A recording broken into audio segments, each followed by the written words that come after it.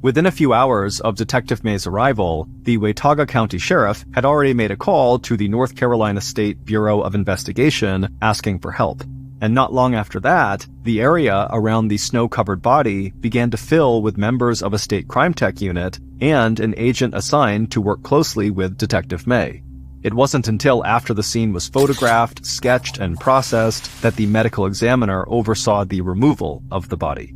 And after one small scoop of snow at a time had been lifted off the corpse, investigators finally got their first look at the nude adult white male who lay underneath the mound of snow. The bare skin of the man's back was frozen to the ground. His wide-open mouth showed a set of straight white teeth.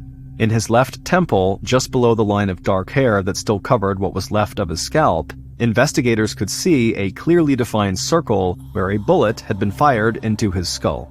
And on the right side of the man's neck, there was a second bullet hole. There was no sign anywhere of the man's clothes, and no shell casings from the rounds that were fired, but the body was not completely stripped.